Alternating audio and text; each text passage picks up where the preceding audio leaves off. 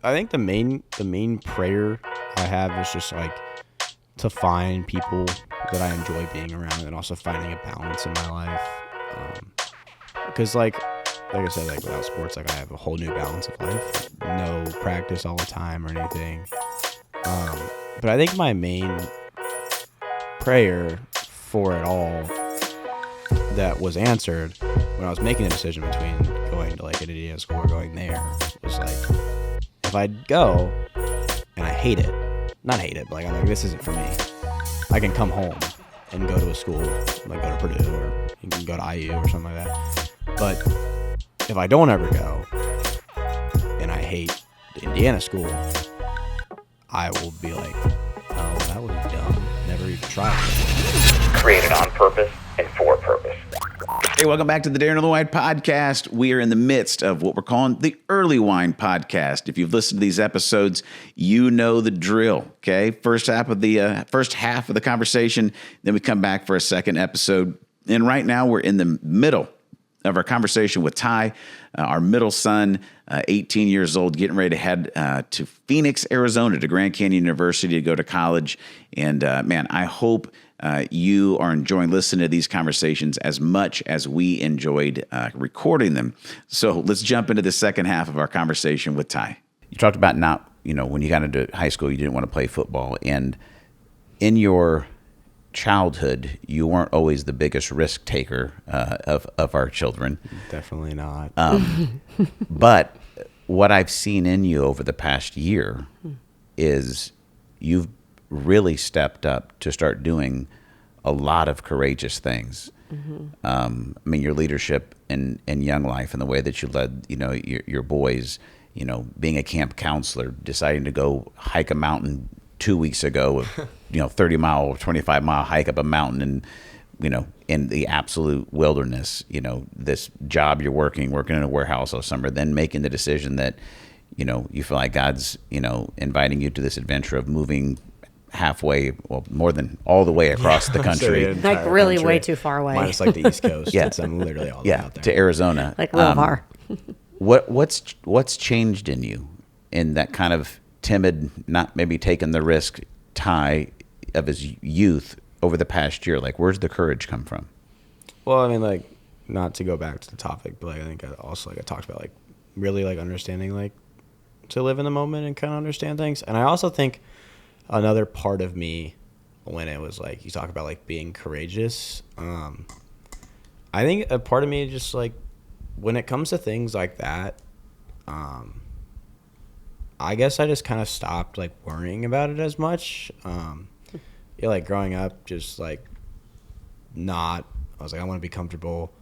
I want to do this. And like I always talk about like lessons you learn from football or whatever, and coaches. And like, I think, and that was the thing that like I learned in Colorado for wilderness. Like, you kind of have to be comfortable in the uncomfortable. And like, not to like say Coach Kelly said that, but Coach Kelly said that all the time. Like, he was like, you have to learn to like be uncomfortable. And I think that's like a thing that I've learned and I've started to kind of enjoy. Like, yeah, it is really, really terrifying that like when I move into Arizona, like all my buddies that are going to IU or like Purdue or wherever, it's like, okay, your parents moved you in. All right, we're going to go drive home. And it's like, hey, we moved you in. Our Southwest flight leaves in 2 hours. Barf. Barf. Yeah, we have to. We Someone gotta fly call me home in September and see if I'm okay. Yeah. And I just think like parts of that are true. Like, I think and I think also like GCU is a little bit of a different situation for me because like I never really wanted to like go to like an IU or like some school like that, and not like for any like reasons that like it's not like, oh, I hate IU or anything. Like, it's a good school, and like a lot of my buddies are going there, and it's a fun school, and I've gone there for football games or whatever. I just think like for me, GCU like stuck out more than I expected it to do, and I think it wasn't like that hard of a decision for me to do. Like, there's obviously a lot of uncomfortable stuff about it, but there's also a lot of comfort there too. It's a faith-based campus. I have all your buddies from growing up that I can rely on, or I have all the Moore girls and Jackson and Nate. Like, I have a good support system already out there. Mm-hmm. So I also think it's just like growing up a little bit. Like, I think a lot of the things that I was scared of as a kid, like I'm not scared of as an 18-year-old. And then I also think like over time, like once you like, I feel like once you like do like one thing that's kind of scary, and you're like, okay, actually that was kind of awesome. I feel like you kind of have like more of a like perspective. Like, Yeah. So are you this going to might- hike Mount Everest now? No, that's completely different than what I did. No, definitely not. If you ever think you're gonna hike, you're gonna do it once, and then you're never gonna do it again. If you want to backpack through a mountain for 25 miles and poop for in a 30 hole. miles, 30 miles and use the bathroom in use a the hole bathroom outside and not shower. not shower. But you got close to the And Lord. do it for 6 days. But yeah, I mean, it's like if you want to get close to the Lord, disconnect from the world for 6 days and literally just like experience His creation. It's a over go-to. time. It's a go-to. Yeah, I mean, if you really are like, I don't really know what to do with my faith right now, I'd be like, all right, well, don't go out there alone. I don't know what would happen to you alone. But like, yeah, like if you like were to disconnect, I think that's also the thing that was so cool. This is totally off topic. I'm not gonna rant for long. But like, what's so cool about like the Young Life and the wildlife camps, like even wilderness this year is like the simple idea of like not having your phone. Mm-hmm. It's like, okay, I'm not gonna have my phone for it. And as a 7th and 8th grader, like I remember being like, bro, you're not taking my phone. And like I had friends who were like, oh, are you guys bringing a second phone? And I was like, bro, like what are you talking about? Like a second phone? Because like my Snapchat streaks, like you're like having your friends back home keep them for you or like something funny like that. And it was just like always like interesting, like just the small things that you don't notice as a kid when you're at a Young Life or a wildlife camp, and then you're like, okay, there's a purpose for that. Like I'm disconnected from the world, I'm disconnected from temptation or from like anything, and you get to really like focus on the Lord. And that was like the weirdest thing about wilderness was like they were like, hey, you guys can't like do like all this stuff, like you have to like do, you can't like have this stuff because like we want you to like fully experience it like anything. And we're like what? Like, I never even thought that would like get me off track of like what I was doing, but it did. And it was just like interesting like what they do and how like I always talk to you about like family dinners, like how like important I think that is. Like that's just like something that's been instilled in me that I love, like getting around a dinner table and like being forced to speak to people. And like that was something that I pride Young Life in, is like every time you were to eat, no matter if you're on a mountain or if you're at a club room at this basically a resort for 4 days with a bunch of 7th and 8th grade boys, like you sit around a table and eat, and it's family style. And I think that's just so important. Like one of the things, the phones is great because you don't have any phones. Like all the kids have to talk, but it's just like so important. Like the small things of like, Yeah. hey, we're all gonna eat together, and then it like just makes a conversation. I don't even know how I got there. I'm sorry. No, it's good. No, it's actually really no, great. I'm not like I don't know. I just kind of started like going on a little tangent. No, it's But, good. yeah. It's a good tangent. Julie? Would you like me to choose another question? I thought it was the guest. I don't know about the podcast. This is a really great question. I'm really interested to hear your answer. But what's one thing that you wish that Cole, your older brother, and Knox, your younger brother, maybe understood about you better? Yeah, I think for Cole, like I think the main thing that I wish he would understand is that like I don't worry at the same level he does at all. Just like I'm very whatever about things, no matter like what it is. And I think he understands that a little bit. I think that's kind of why like when we see each other, it's always easy because he knows that like I'm not going to be worried or like freak out about anything. But I also like think sometimes for him, like he'll be all riled up about things or like worried about things, and like I'll make a joke about like how like I could never do his life because it actually sounds like the worst thing ever. Not in a bad way, just like it just doesn't sound fun for my personality. It's okay. But I think like, and he might know that, like he might understand that about me. I'm just like, but I just don't think he understands like on the level of how much I don't worry about it. Well, I think what I've seen in a Ty is I feel like Cole being how he is, I think when you guys were younger, like you not having like in a good way, Cole's got a couple screws loose as far as his drive, right? Like he's probably the most driven person that I know. And I think the assumption would from him when he was younger is like, you need to be like me, or like the way I do it is right. I think that probably would be something that would Cole say. I think what I've seen him appreciate about you and even our conversations is him realizing like Ty is different than me, and there's nothing wrong with that. Like, and almost an appreciation of like, man, I wish I had that. Like, where you're just like, I don't really care. Like, it is a way to say it, but it's almost like you can be unaffected in a really healthy, positive way. And I think I've seen that he has realized, wow, there's something really right about Ty that I wish I had that gear. You know what I mean? Yeah, for sure. I think I definitely see that. And I also think there's a part of me like I wish I kind of had a little bit of Cole's drive. I feel like sometimes I kind of get in my own way of just like my drive, and like when I do, like once I get to something, I got like, all right, I'm gonna do this to the best of my ability. It's just the idea of like me actually getting there. Yeah, like, it's real. When I catch myself. And then I think It's really wise insight for your age, Ty. the second part of that question, talking about like Knox, what I wish Knox understood about me is I think Knox is getting there because like he's at the point where he's now almost a freshman in high school, so it makes sense for him. But I also like Knox is a lot like Cole in his goal oriented mind, just about like wanting to play college football or like whatever. But I just hope he understands about me. Like I was that way my freshman year. I was like, I'm gonna play college baseball. Like this is what I want to do. Like, there's nothing that's gonna like not make me want to do this. And then I like started doing all my clubs and all my other stuff. And like I was like, all right, well, I don't really ever want to play a college sport. That sounds terrible. I will watch them. They're very fun to watch. But I was like, I'm good on like running until I throw up. I think I'm good on that idea. Or like lifting and having someone scream at me the entire time. Like no, I'll go to the gym by myself and not speak to anyone or like have like one friend. But I just hope Knox understands like if it doesn't work out, like. Hope he understands, like, it didn't work out, and it turned out probably twice as good.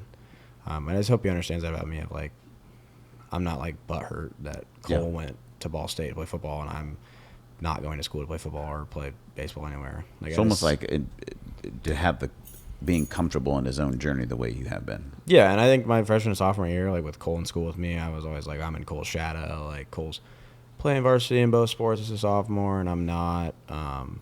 But it was also just like, once Cole left, I remember being my junior of like, I'm just not that good. I was just like, I mean, legitimately, I was like, I just don't, like, I work really hard. Like, I always worked hard, but I was like, the guys around me are a lot better than I am at this sport.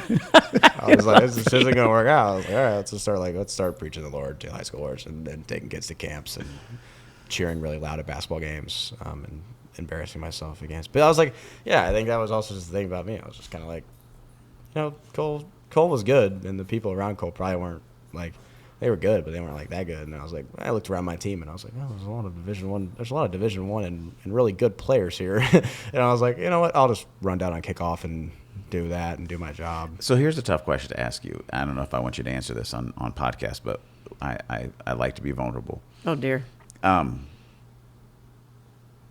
Do you feel like do you feel like we pressured you too much to be like Cole? Be I don't really know. I think like yes and no. I think the kind of president Cole set in his entire life was like to work hard and to do everything and to do everything when it's supposed to be done. And I feel like there was a part of my life where that's where it was. It was always like, are you doing this assignment, or are you doing this, or you're like, why aren't you doing this extra or whatever? And I feel like a little bit it was kind of pushing me to be Cole in a sports aspect, but also I didn't care enough to listen to that. I was like, I'm not doing that. That sounds horrible. Yeah. It was like, hey, how about you, like, oh, you, like, I'd be like upset that I wasn't like playing because I didn't realize I just wasn't that good yet. And I was like, you guys were like, oh, do you want to like go to a trainer and like get better? And I was like, no. Like, I don't want to do that. No, I don't want to run around cones for 45 minutes for $500 to probably still not play. And I think you guys were like, oh, you're not working that hard. And I was like, no, I just see the vision a lot better than you guys probably do. And that was just like what I thought was funny about it. I was like, there was nothing wrong with you guys pushing me to like, you know, get an extra trainer or like to work hard. But I was always just like, that doesn't sound enjoyable at all. And like, I think I worked hard enough, like, through high school, and I was just like, well, it's one of my regrets is I have loved watching who you are really emerging to be, and I feel like I'm seeing you a lot clearer than I did. And some of it is just when you're a rookie year being a father, and like, you don't know what you don't know. And like, for me, like, I'm so excited. I've told people this. I'm so excited for you to be done playing sports, because like who I've got to see you really become over the past couple of years is, I regret sometimes the way I pushed you, because I look back and I'm like, gosh, I wish I would have seen more of really who you are in your journey and affirm that earlier. Because like, I mean, Mom and I have talked about this. Like, I think you're one of the best human beings I know. And like, if I could take back however many of the speeches I gave you about getting an extra trainer or doing something, whatever, and seeing, you know, the other things that are so true about you, I'd do that different.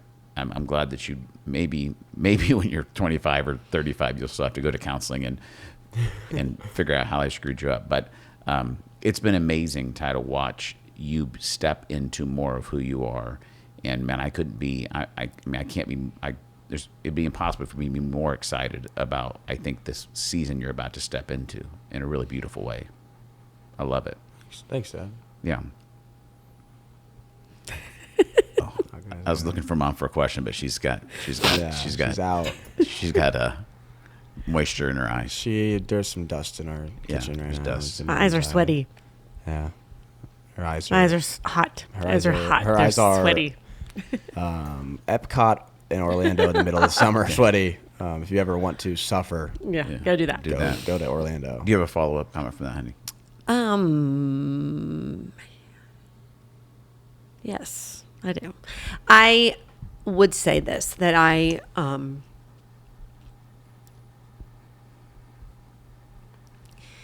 do think you are an unbelievably cool, amazing person.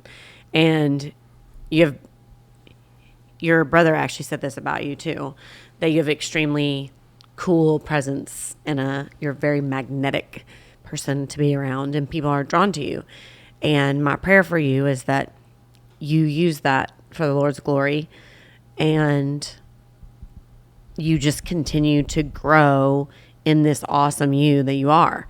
And I said, I learned the first go around when one of them went to college that I can't should on you, like you should go to Purdue. But I would want you to do what you would want to do. And I'm really glad that you've made that courageous decision to go live life and experience something different. And, you know, maybe the thing where we thought maybe you weren't risky, it's just you hadn't been given the right opportunities to risk it. So I'm excited that you finally have been given the right reasons to take risk. Yeah. And it's going to be awesome to get a front row seat to watch it. Thanks, Mom. So yeah, speaking of that, I mean, you're literally, 30 days Shut up. from us getting on an airplane. Okay, shut up. I don't think that's even right. Can we even stop talking about like numbers? Numbers are just not necessary. You're not even good with them. Stop Okay. talking about that. Just around the corner, we're gonna When get on you a plane. people are watching this, he's already gone. Someone send meds. Yes. So you're gonna get on. And We're wine. gonna get on a plane, and we're gonna take you to Phoenix. Yeah. What are some of your, maybe thoughts and dreams, things you're excited about, and even bigger than that, like, what do you sense like God's inviting you into as you're stepping into this next chapter? I don't really know. No winter. Yeah, I mean, the warm weather, that's pretty awesome. My dorm has a pool. Yeah. I think that's what the Lord's calling me into. No, I think the whole idea of GCU for me was kind of the Lord's calling. I don't think I have like a certain thing that's like, oh, when I get there, I'm going to do this. 'Cause Sure. it's like, and I don't know like how my personality will change when I get there. Like, Mom always asks me like, are you going to do this at GCU? Are you going to do this at GCU? And I'm like, probably not. Or like, maybe, I don't know. Like, just certain things that I just don't like find myself doing. But I also think like there's just an overall part of GCU that I just like think I'm gonna really enjoy about it all. Like, I think I've always like I talk about like we're a faith family. Like, we always talk about that. Like, I mean, we're on a faith-based podcast right now for our family. That's like pretty obvious what you decided to listen to today.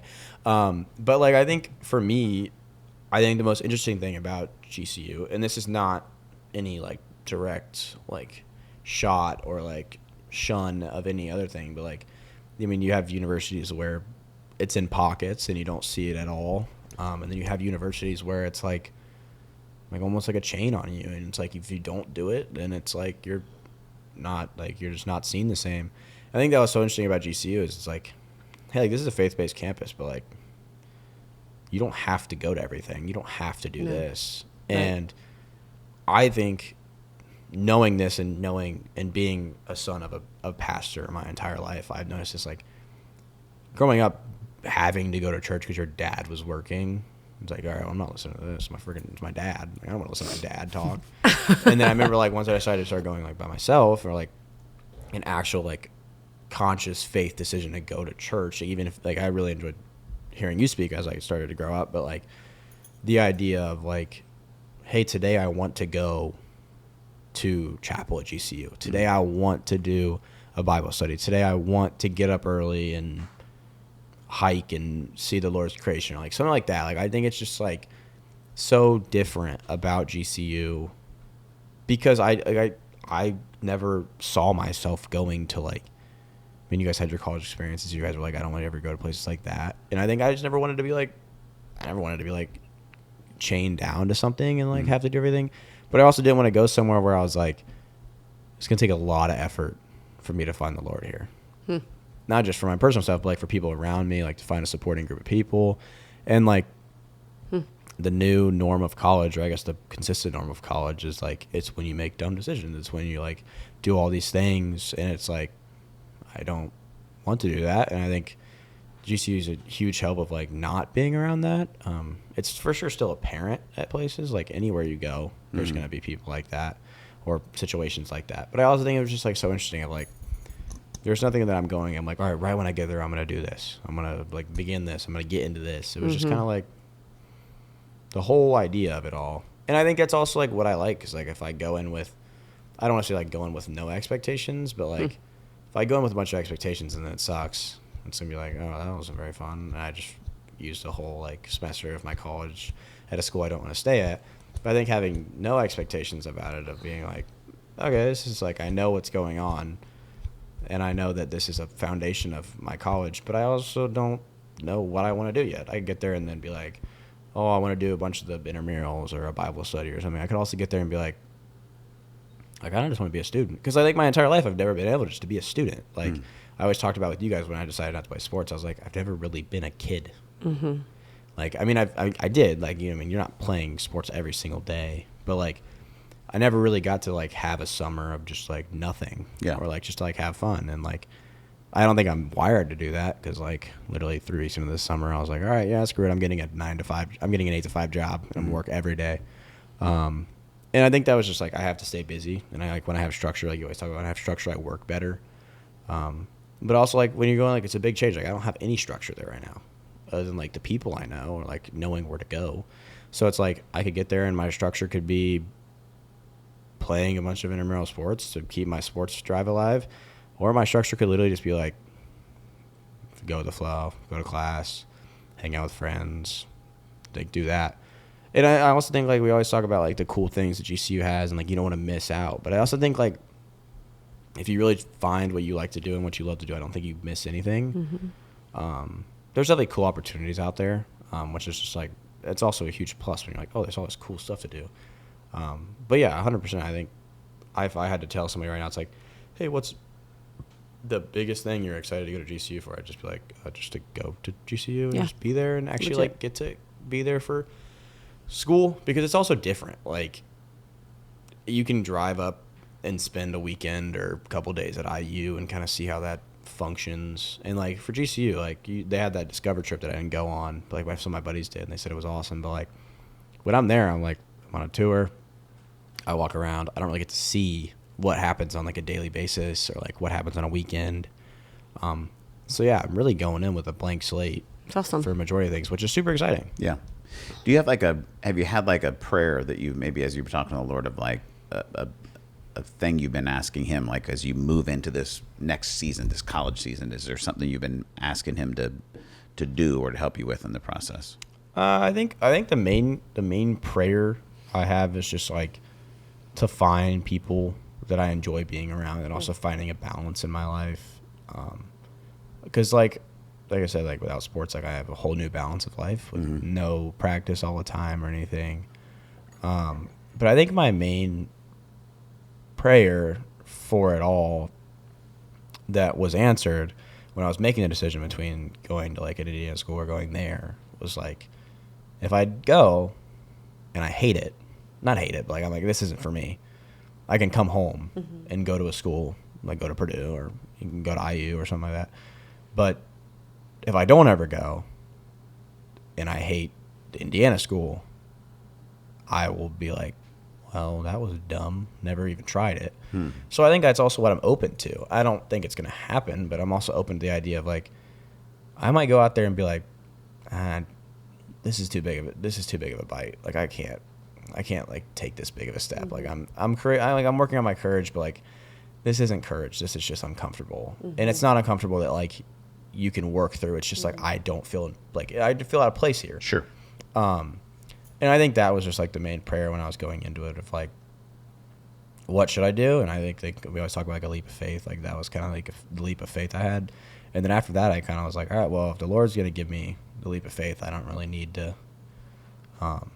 not saying like I'm not praying for it, but I'm like, I don't think I need to be like super looking into it, because when it is a big decision like that, the easiest thing you can do is overthink it and then be like, oh my gosh, like what am I doing? And I think that was my thing. I was like, all right, I'm going there. I'm excited. I'm going to see how it goes.